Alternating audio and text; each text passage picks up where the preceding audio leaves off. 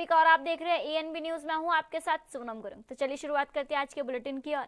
उत्तराखंड में भूमि विवादों के शीघ्र निपटारे के लिए 1 माह तक विशेष अभियान चलाया जाएगा।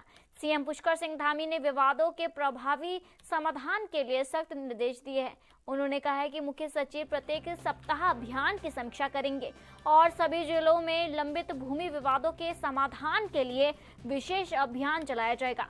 वहीं सीएम ने यह भी स्पष्ट किया कि 1 माह के भीतर सभी विवादित मामलों का समाधान सुनिश्चित किया जाएगा और अभियान के अंत तक भूमि विवाद से जुड़े लंबित मामलों को शून्य स्तर तक चलाया जाएगा।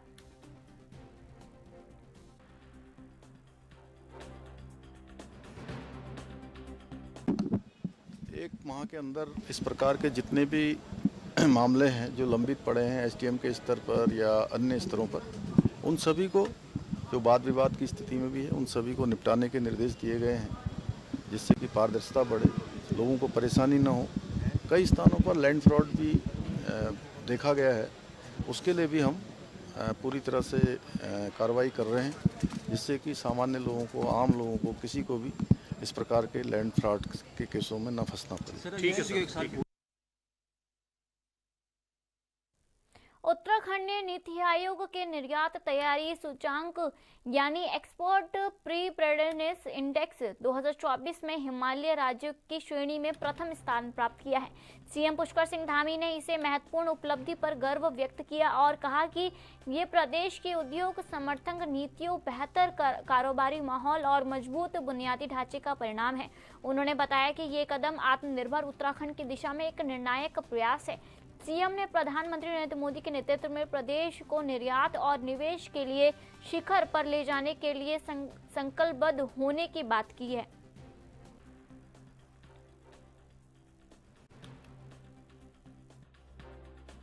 नीति आयोग के तैयारी सूचकांक में निर्यात के उत्तराखंड को हमारे जो ऐसे हिमालयन राज्य हैं, इन राज्यों की श्रेणी में तैयारी सूचकांक पहले नंबर उस इंडेक्स में हमारा आया है।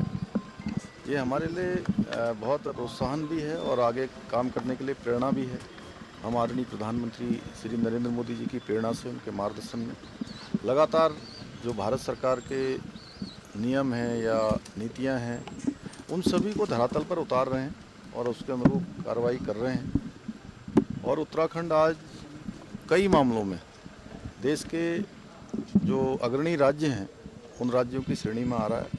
ये हमारे प्रधानमंत्री जी के कथन को भी चरितार्थ कर रहा है कि 21वीं सदी का ये दशक उत्तराखंड का होगा। मुख्यमंत्री पुष्कर सिंह धामी की अध्यक्षता में मंत्रिमंडल की बैठक हुई, जिसमें विभिन्न विभागों के 19 प्रस्ताव रखे गए। बैठक में यूसीसी में संशोधन और उत्तराखंड पर्यटन की नियमावली को मंजूरी दी गई है। साथ ही उपनल कर्मचारियों के लिए समान वेतन का बड़ा निर्णय लिया गया है। अब उपनल के करीब 7,000 कर्मचारियों को समान कार्य, समान वेतन मिलेगा। इसके अलावा भूतपूर्व सैनिकों के परिजनों को ही अब उपनल में नौकरी दी जाएगी। उपनल कर्मचारियों ने सीएम धामी से मिलकर आभार जताया है।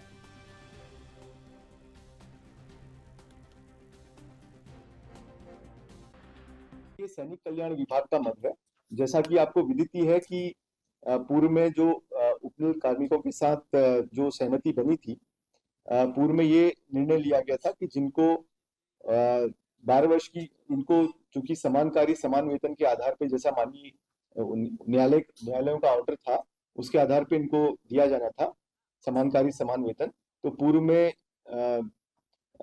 इनको चरणों में देने की बात हुई थी और जिनको पूर्व में ये तय हुआ था कि जिनको 12 वर्ष पूर्ण हो गए उनको प्रथम चरण में दे दिया जाएगा। परंतु माननीय मंत्रिमंडलीय समिति द्वारा यह निर्णय किया गया कि जिनको 10 वर्ष पूर्ण हो गए हैं, यानी कि जो 2015 से पूर्व के लगे हुए हैं, तो उनको प्रथम चरण में समान कार्य समान वेतन इनको दे दिया जाएगा। और इन सभी इनके लिए जो है विभाग के साथ सीधी एक अनुबंध किया जाएगा और ये अनुबंध की कार्रवाई अगले 2 माह में विभागों द्वारा कर ली जाएगी। चारधाम यात्रा में केदारनाथ में श्रद्धालुओं की भारी संख्या उमड़ी है, जिससे अवस्था फैल गई है। आपको बता दें, इस दौरान कोई अनिवार्य क्लियरिंग कैपेसिटी जांच नहीं होती। कैबिनेट मंत्री और रुद्रप्रयाग जिले के प्रभारी सौरभ भगुना ने कहा, यात्रा के दौरान अव्यवस्था और जनहानि से बचने के लिए क्लियरिंग कैपेसिटी की जांच जरूरी होनी चाहिए। उन्होंने ये भी कहा कि इन क्षेत्रों में यात्रा करना खतरनाक हो सकता है क्योंकि ये आपदा प्रभावित क्षेत्र है। यात्रा के दौरान पशुओं की सुरक्षा भी महत्वपूर्ण है और इसके लिए कड़े उपायों की आवश्यकता है।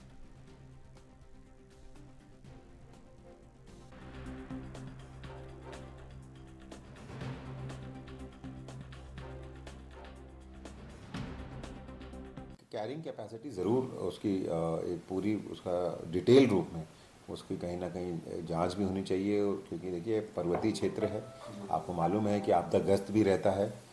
बहुत टाइम ऐसा हुआ है, पिछले साल भी जून में वहाँ पर बहुत बड़ी एक आपदा आई थी, 12,000 से ज़्यादा श्रद्धालुओं को वहाँ पे हम लोग ने रेस्क्यू किया था। तो हम कोई भी ऐसी व्यवस्था नहीं चाहते जिसमें कि मैंने आपको बोला कि हमारी पहली प्राथमिकता जनहानि ना हो, हमारे वहाँ पे जो पशु हैं, जानवर हैं, उनके ऊपर कोई विपदा ना आए, इंसानों के ऊपर कोई विपदा ना आए, ये प्राथमिकता है। और हर तीर्थ स्थल की कैरिंग कैपेसिटी की जांच होनी चाहिए और जो जितनी कैरिंग कैपेसिटी को प्रशासन भी सही तरीके से दर्शन कराने में सफल हो सके उतनी ही वहाँ पर लागू होनी चाहिए। उत्तराखंड क्रांति दल के केंद्रीय अध्यक्ष सुरेंद्र कुकरेती ने अल्मोड़ा में पत्रकारों से बातचीत करते हुए अंकिता भंडारी मामले में अपनी आवाज बुलंद की। उन्होंने कहा कि वे इस मामले में पीछे नहीं हटेंगे और जो भी वीआईपी है उन्हें जनता के सामने लाकर ही रहेंगे। कुकरेती ने राज्य निर्माण में हुई शहादतों को याद करते हुए बीजेपी और कांग्रेस पर आरोप लगाया कि दोनों ने प्रदेश को लूटने का काम किया है।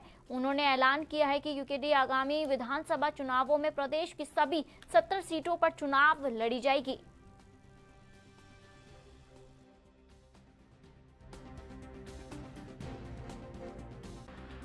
कांड हुआ है, आपके सामने है। उत्तराखंड क्रांति दल ने लगातार 3 साल 3 महीने तक जो है इस लड़ाई को लड़ा। अंततः जो है सीबीआई जांच हुई और सीबीआई जांच के अनुरूप जो हुआ है उसमें हमने कहा था कि सिटिंग जज के उसमें मध्यस्थता से ही इसकी जांच करें, लेकिन सरकार ने इसको नहीं माना। तो कहीं ना कहीं सरकार बैकफुट पे है इस चीज़ को लेके भी। और जो वीआईपी, हमने कभी वीआईपी का नाम नहीं लिया कि वो वीआईपी कौन है, बिल्कुल नहीं लिया। हमने कहा कि जब एक बात उठी है तो उसकी जांच हो जानी चाहिए। दूसरा जो है भारतीय जनता पार्टी के ही एक विधायक एमकेश्वर की जो रही है, उन्होंने 2:30 बजे रात को जो है एक कमरा तोड़ा है। तो हमें पूछना चाहते हैं सरकार से कि आखिर वो कमरा क्यों तोड़ा गया। हमारे अंदर जो आम जनमानस है उत्तराखंड का वो भयभीत है।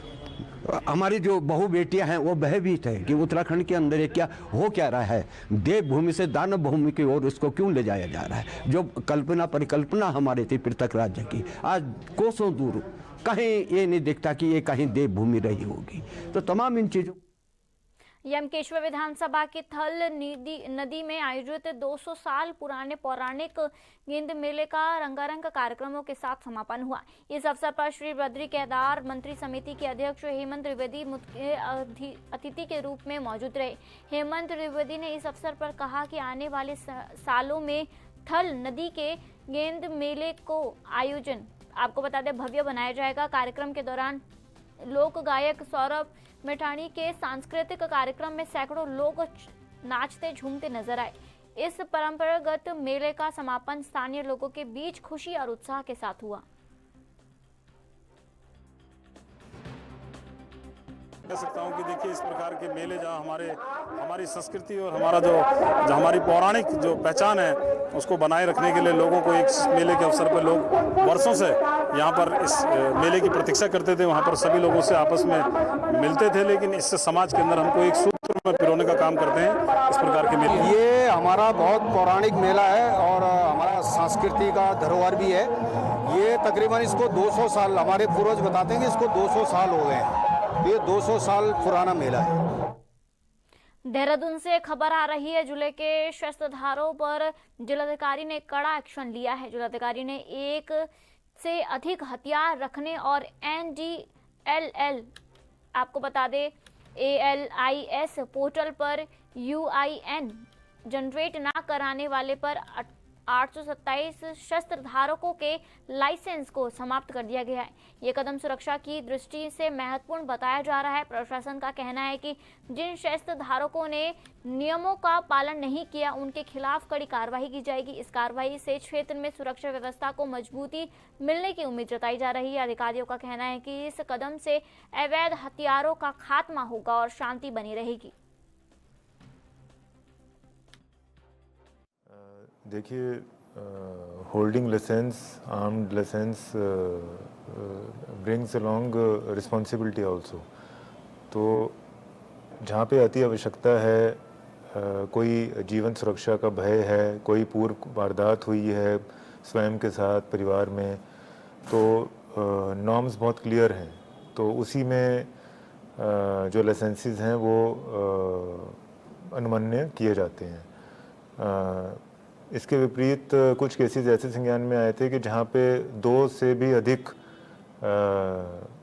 धारकों के पास 2 से अधिक लाइसेंसेस पोजीशन में हैं, तो इसका कोई औचित्य नहीं इस्टेब्लिश हो पा रहा था। और सेकेंडली जो हमारा पोर्टल है, यूनिफाइड पोर्टल है पूरे भारतवर्ष में, उसमें जो हमारा एक यूनिक नंबर जनरेट होता है प्रत्येक शस्त्र का, तो कई बार नोटिस और वार्निंग्स देने के उपरांत भी जो लोग अपना यूएन जनरेट नहीं करवा पाए, तो ऐसे 2 कैटेगरीज को इस कार्रवाई में लिया गया है और कुल अराउंड 800 लाइसेंसेस निरस्त किए गए हैं। और आगे भी जो लाइसेंसेस की प्रक्रिया है वो नॉर्म्स के अनुसार ही संपादित की जा रही है। जहाँ पे लाइव थ्रेट असेसमेंट डिस्क्रीट है, क्लियर है, वहीं पर लाइसेंसेस आगे भी निर्गत किए जाएंगे। अभिनेत्री उर्मिला से पुलिस के पूछताछ के दौरान बीजेपी की महिला नेत्री की मौजूदगी को लेकर सवाल उठाए रहे हैं। उर्मिला ने आपको बता दें, अंकिता हत्याकांड से जुड़ी कुछ वॉइस रिकॉर्डिंग वायरल की थी जिनमें वीआईपी के नाम का जिक्र किया गया था। इस पर बीजेपी प्रदेश अध्यक्ष महेंद्र भट्ट ने कहा कि पूछताछ के दौरान महिला नेत्री बीजेपी से जुड़ी हुई थी और एक एनजीओ की संचालिका भी है। उन्होंने ये भी बताया कि ये घटना किसी पर कोई दबाव नहीं डाला गया और बीजेपी की कार्यकर्ता होने पर जो है कोई बुराई नहीं है। नेत्री भी वहां पर बैठी थी, सिविल, जो भाजपा नेत्री बताई जा रही है, और विपक्ष बहुत गलत है। ऐसा होता जब भी कोई पुलिस किसी बात की रिकॉर्डिंग करती है, जांच करती है, उस समय पर एनजीओ और विभिन्न संस्थाओं की, महिला संस्थाओं की महिलाओं को बिठाया जाता है कि ऐसा मैसेज न जाए कि पुलिस ने किसी पर प्रताड़ना करके कोई बयान लिए है। इसलिए वो वैधानिक पक्ष है, वैधानिक पक्ष के आधार पर वो महिला वहाँ पर थी। और कोई अगर एनजीओ चलाती हो और वो बीजेपी के कार्यकर्ता है तो इसका अर्थ ये नहीं होता कि एनजीओ नहीं चलाती है। और हमारी कोई ऐसी पदाधिकारी वो हमारी रही नहीं है और अपना एनजीओ चलाती है, एनजीओ के नाते उसको बुलाया गया होगा। उत्तराखंड में 17 दिसंबर से शुरू हुआ जन जन की सरकार अभियान सफलता के साथ चल रहा है। अब तक 300 से अधिक शिविर आयोजित किया जा चुका है और बीजेपी के सभी पदाधिकारी जनता के बीच पहुंच रहे हैं। प्रदेश प्रवक्ता मथुरा दत्त जोशी ने बताया कि पहले चरण के बाद अब दूसरे चरण का अभियान 15 जनवरी से शुरू होने जा रहा है, जिसमें बहुउद्देशीय शिविर और मंडल स्तर पर सभाएं आयोजित की जाएगी। जोशी ने कांग्रेस पर तंज कसते हुए कहा कि बीजेपी 2027 के चुनावों में फिर से विजयी होगी। देखिए, जन जन की सरकार जन जन के द्वार कार्यक्रम बहुत सफलतम कार्यक्रम रहा। कई जगह पर माननीय स्वयं मुख्यमंत्री जी गए हैं, प्रदेश अध्यक्ष जी गए हैं, प्रदेश के पदाधिकारी जगह जगह जा रहे हैं, माननीय विधायकगण जा रहे हैं, मंत्रीगण जा रहे हैं। बहुत सफलतम कार्यक्रम रहा और ये प्रथम चरण का कार्यक्रम था। 970 जो हमारी न्याय पंचायत हैं उन सब में ये कार्यक्रम होना है। अभी बहुत सी जगह कार्यक्रम होना है। अभी दूसरे चरण का कार्यक्रम होना है और आज से 15 जनवरी से ये दूसरे चरण का कार्यक्रम शुरू हो रहा है। अब हर जगह मंडल स्तर पर सभाएं भी होंगी और बहुउद्देशीय कैंप लगेंगे, जनसेवा कैंप लगेंगे। जन जन के बीच में जाकर जो सरकार की उपलब्धियां उनको पहुंचाने का काम होगा और जो जनता की समस्या हैं उनके समाधान करने का काम सरकार करेगी। कांग्रेस अभी बौखलाहट में है और जिस तरीके से ये बहुउद्देशीय कैंप लग रहे हैं, सरकार जगह जगह पहुंच रही है, स्वयं मुख्यमंत्री जी हर बात में गंभीरता से हर विषय को ले रहे हैं, उससे कांग्रेस में बौखलाहट है। इसलिए कांग्रेस ऐसी बातें, अफवाहें फैलाने का काम कर रही है, सरकार को बदनाम करने का काम कर रही है। बाकी कांग्रेस में कुछ बचा नहीं है, न कार्यकर्ता है न पार्टी में नेता है, और निश्चित रूप से 2027 में पुनः भाजपा की सरकार इस प्रदेश में बनेगी। वक्त है एक छोटे से ब्रेक का।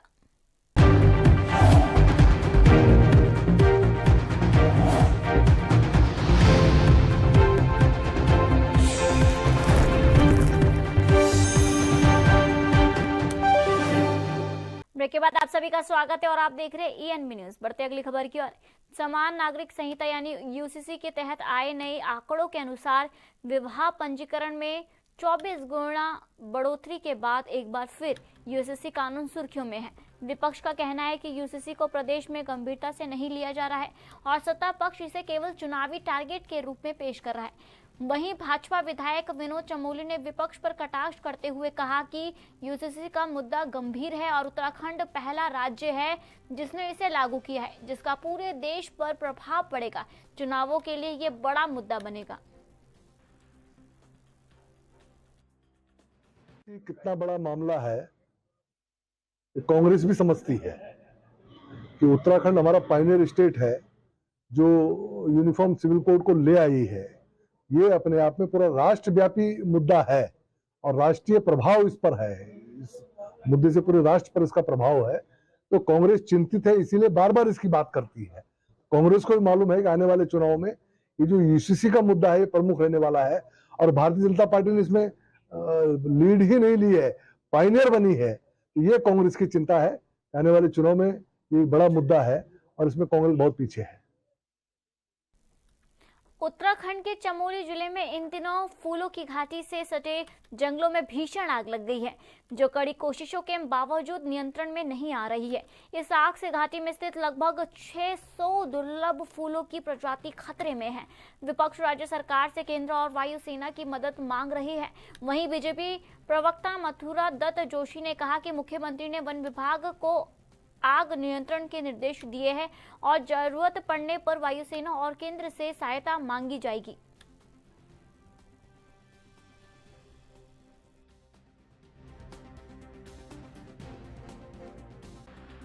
देखिए, जो अग्निकांड का मामला सामने आ रहा है उस संबंध में वन विभाग महकमा बहुत गंभीर है और उनको अग्नि बुझाने की जहाँ जहाँ भी इस तरह घटनाएं उन्होंने तत्काल उसमें रोकथाम करने की बात माननीय वन मंत्री जी ने भी कही है, माननीय मुख्यमंत्री जी ने भी उसको गंभीरता से लिया है।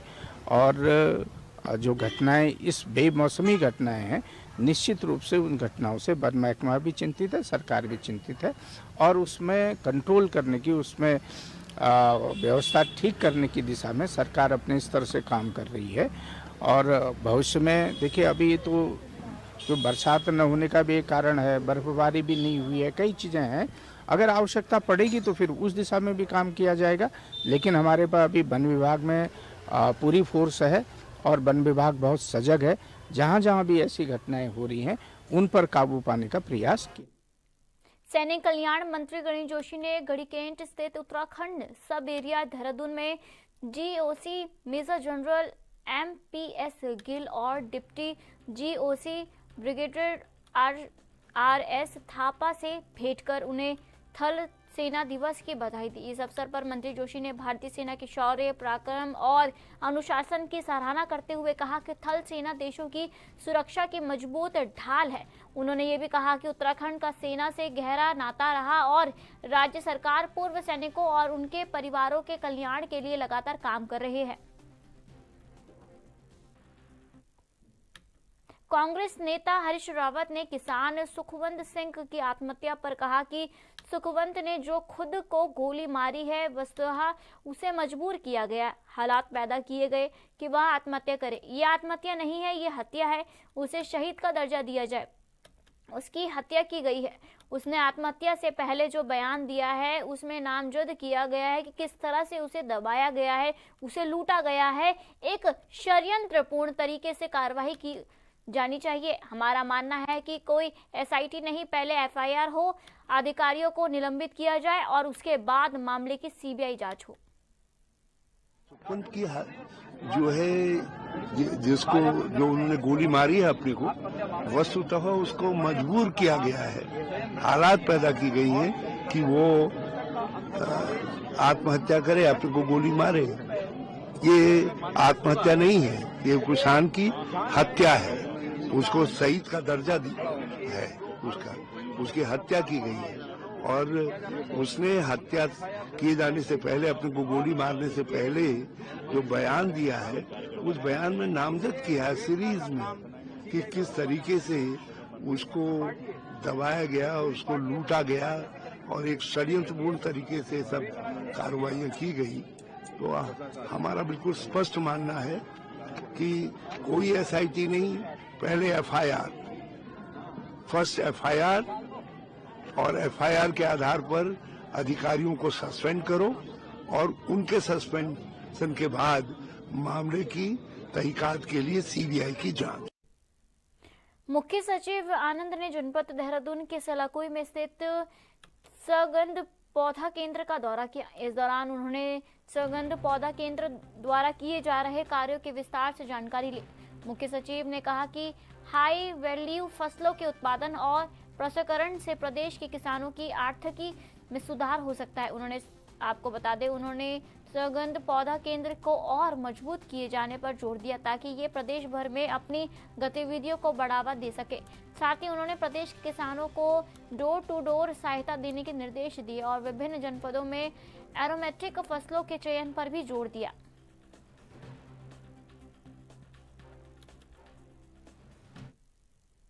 हल्द्वानी में पुलिस ने चोरी का 24 घंटे में खुलासा कर दिया है।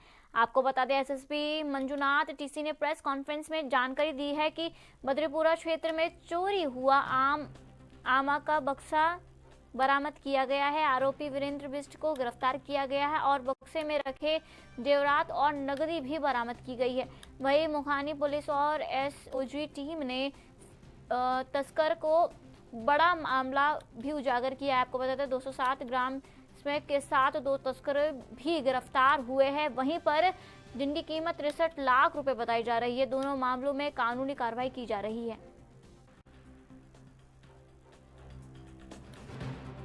इसी प्रकार साथियों, मीडिया में सब जगह चर्चित रहा हाल ही में हमारे घर और IG महोदया के आवास के सामने जो है बद्रीपुरा क्षेत्र पड़ता है, वहाँ पर एक बूढ़ी अम्मा है।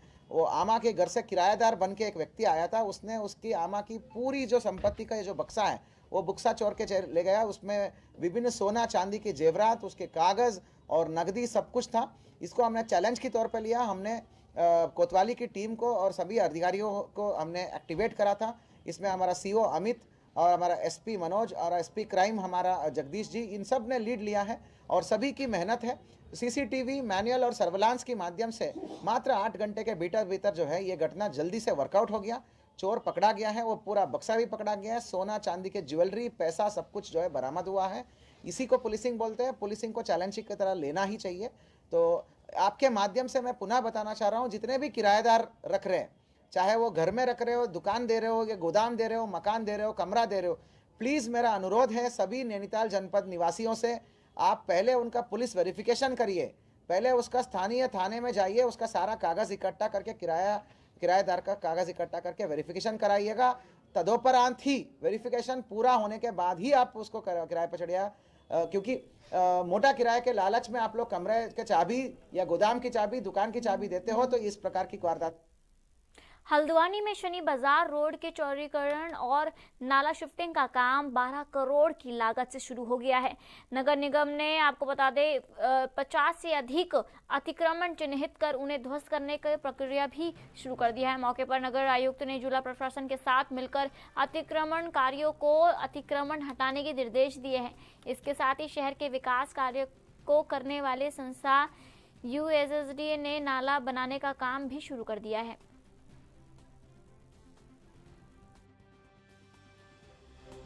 शनि बाजार में एक तो नाला चौड़ीकरण का कार्य होना है, साथ ही सड़क चौड़ीकरण और सुधारीकरण का कार्य भी इसमें शामिल है।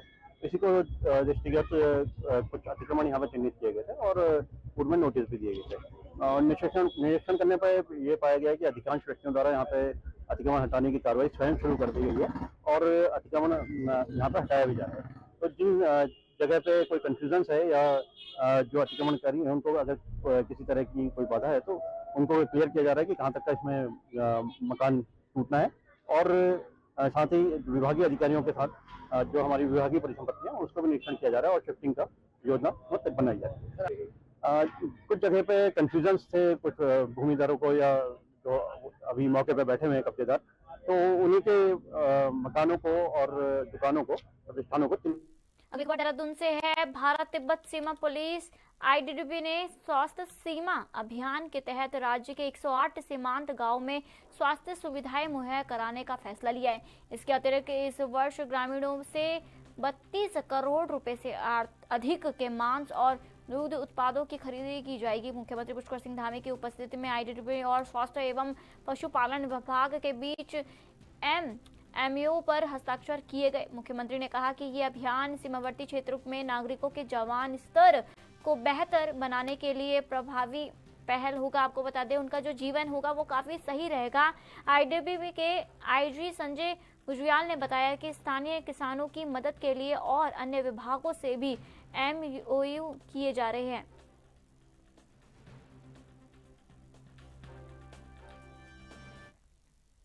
फिलहाल आज के बुलेटिन में इतना ही और आप देखते रहिए एएनबी न्यूज़। नमस्कार।